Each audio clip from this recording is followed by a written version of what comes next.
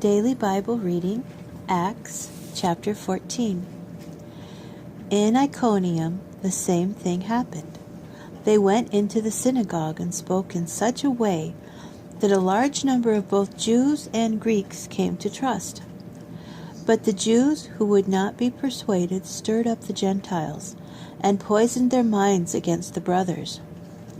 Therefore, Shaul and Barnabas remained for a long time, speaking boldly about the Lord, who bore witness to the message about his love and kindness by enabling them to perform signs and miracles.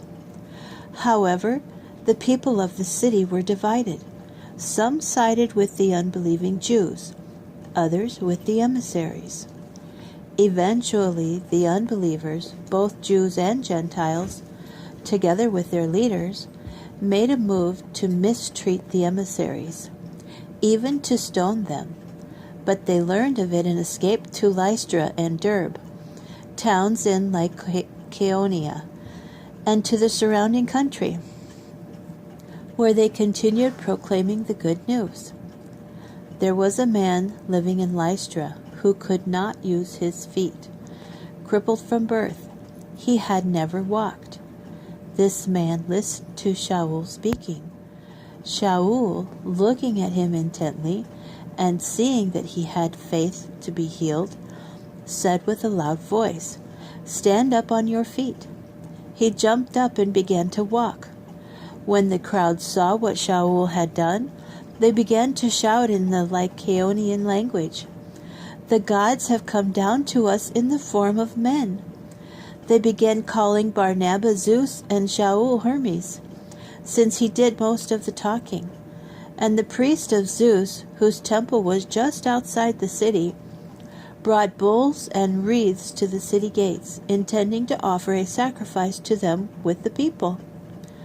When the emissaries, Barnabas and Shaul, heard of it, they tore their clothes and ran into the crowd, shouting, "Men, why are you doing this?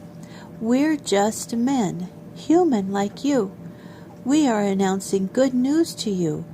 Turn from these worthless things to the living God who made heaven and earth and the sea and everything in them. In times past, he allowed all peoples to walk in their own ways. Yet he did not leave himself without evidence of his nature, because he does good things, giving you rains from heaven and crops in their seasons, filling you with food and your hearts with happiness." Even saying this barely kept the crowds from sacrificing to them. Then some unbelieving Jews came from Antioch and Iconium. They won over the crowds, stoned Shaul, and dragged him outside the city, thinking he was dead.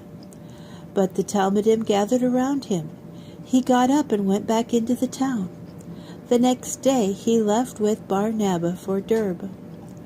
After proclaiming the good news in that city and making many people into Talmudim, they returned to Lystra, Iconium, and Antioch, strengthening the Talmudim, encouraging them to remain true to the faith, and reminding them that it is through many hardships that we must enter the kingdom of God.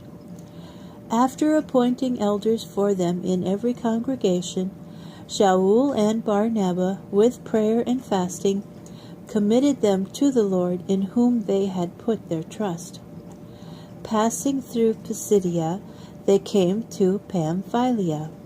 After speaking the message in Perga, they came down to Attalia, and from there they sailed back to Antioch, the place where they had handed over to the care of God for the work which they had now completed.